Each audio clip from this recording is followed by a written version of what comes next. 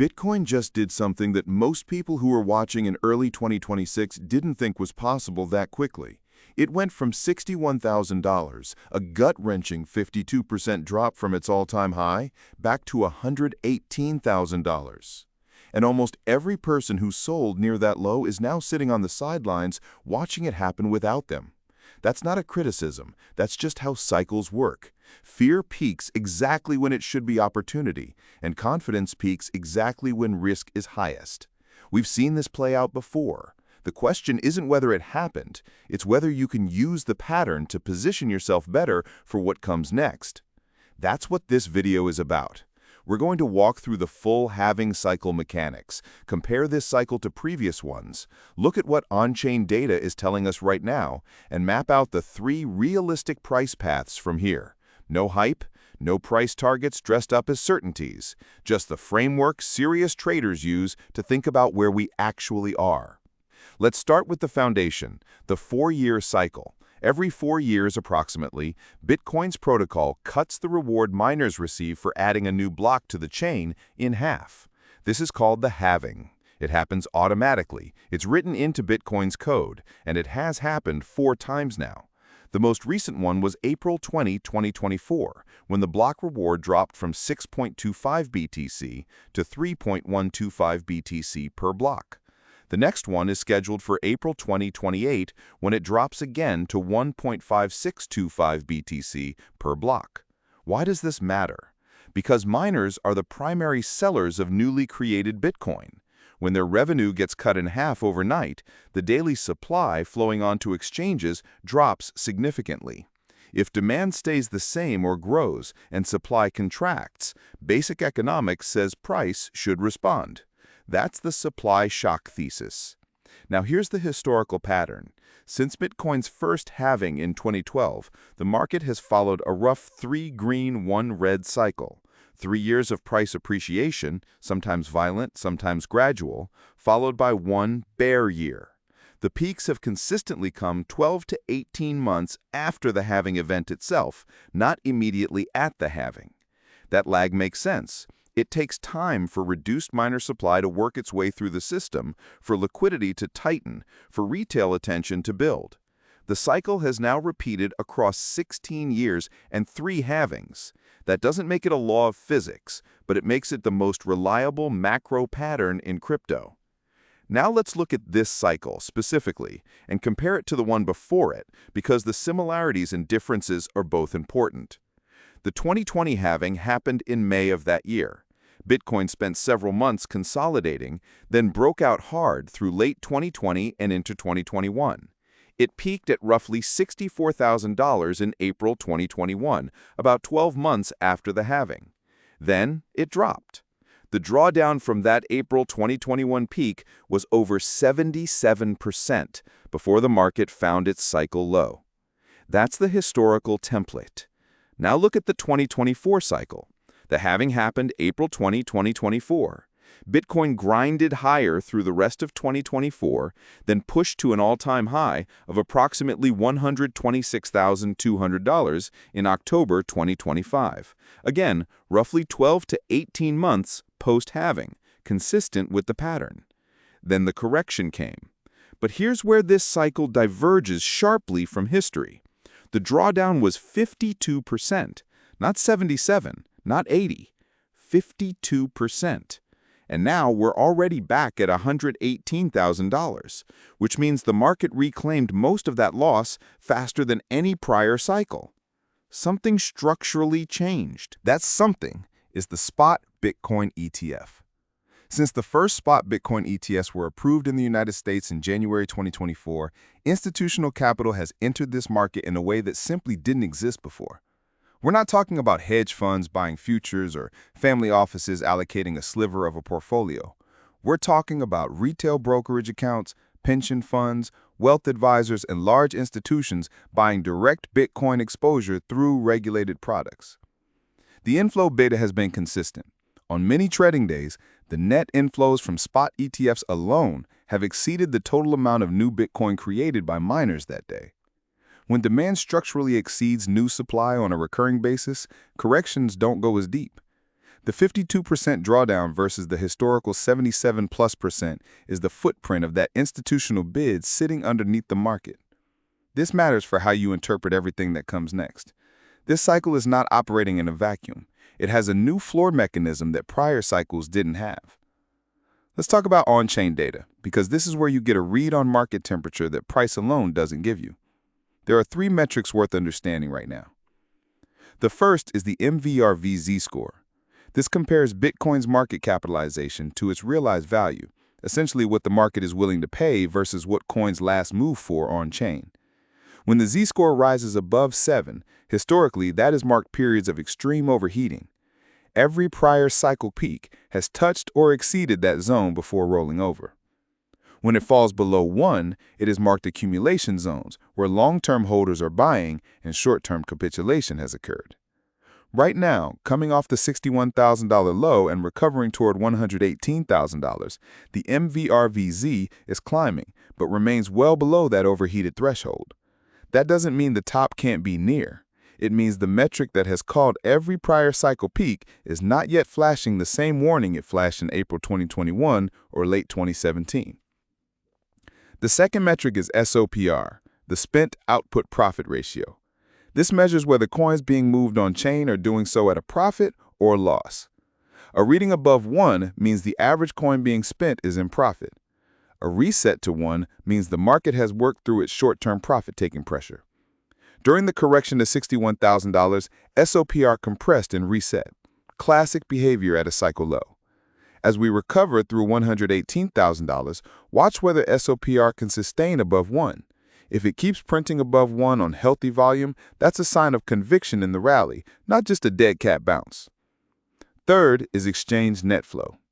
When coins are flowing out of exchanges, net outflows, that typically means accumulation. Holders are moving Bitcoin into cold storage, reducing sell-side liquidity. When coins flow back onto exchanges, that's often a precursor to distribution. Through much of the correction and into the early recovery, on-chain data shows sustained outflows, consistent with the thesis that long-term holders and institutional buyers were absorbing supply rather than panicking. That dynamic is worth monitoring as we move higher. Now, the scenarios. And this is the part where intellectual honesty matters most, because anyone who gives you one price target with certainty is selling you something. Here are the 3 realistic paths. The bullish case says this is an extended cycle driven by structural demand changes. Under this scenario, the $61,000 correction was a mid-cycle pullback, not a cycle-ending top. The logic? ETF inflows continue, macro conditions ease or stabilize, and the halving supply shock compounds with institutional accumulation.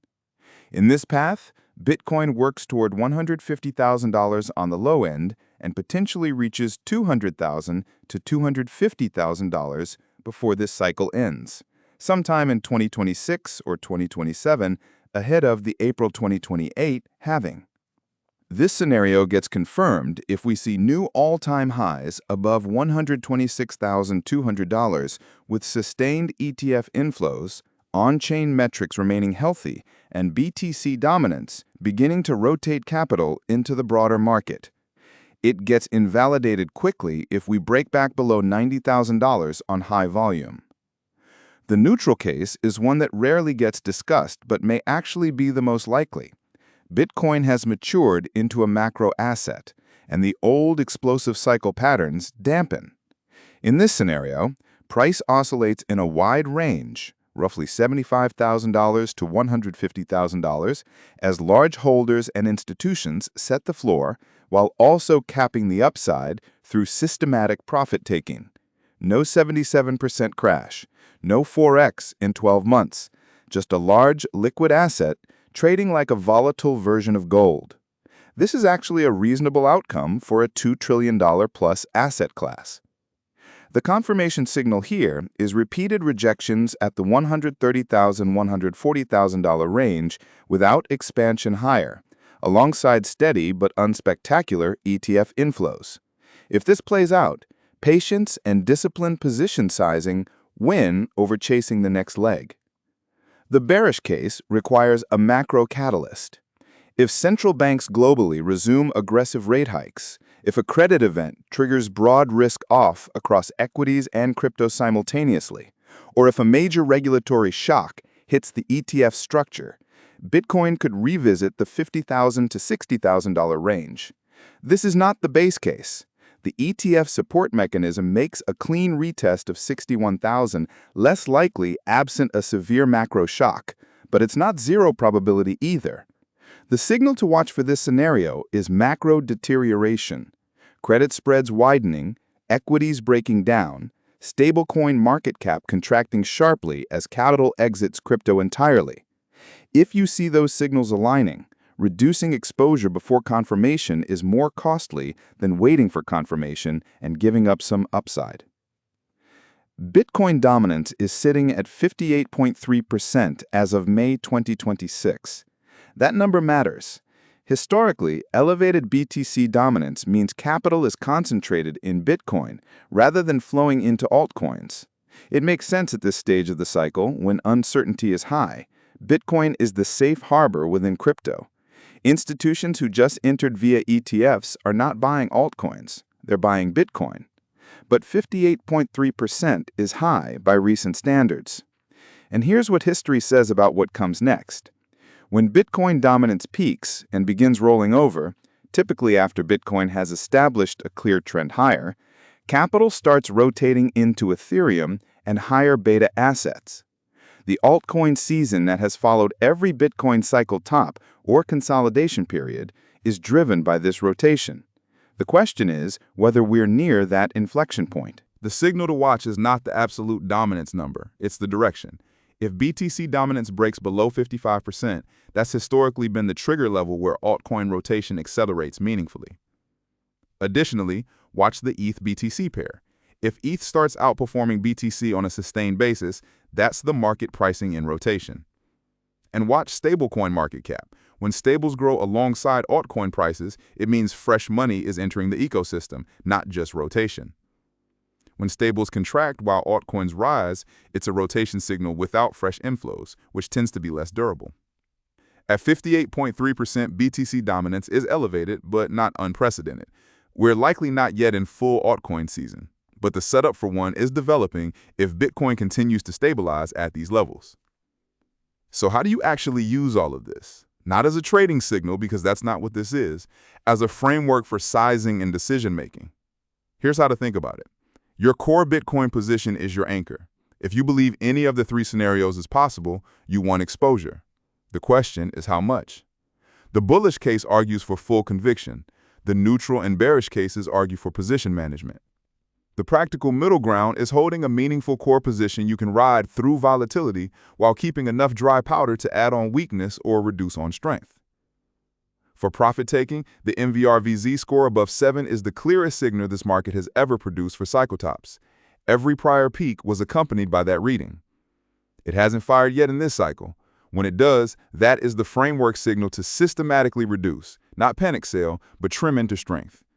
Set that alert now and decide in advance what percentage you'll reduce so you're not making emotional decisions in the moment. And think about the April 2028 halving from where we stand today. If this cycle follows even a muted version of the historical pattern, the 12 to 18 months leading into that halving should see supply anticipation building. That means the window from roughly mid-2026 through 2027 is where the next structural setup begins forming, either continuing this cycle's run or establishing the base for the next one. Plan the framework now while you're thinking clearly. That's the whole point. If you want to go deeper on the altcoin rotation signals and what specific on-chain metrics flash before capital starts flowing out of Bitcoin and into the rest of the market, that's the next video. Drop a comment below on which of the three price paths you think plays out, bullish, neutral, or bearish, and why. The comment section on these videos consistently has some of the sharpest analysis anywhere, so let's see it. Subscribe if you're not already, and check the newsletter link in the description. It goes deeper on the data weekly without the YouTube format constraints. We'll see you in the next one.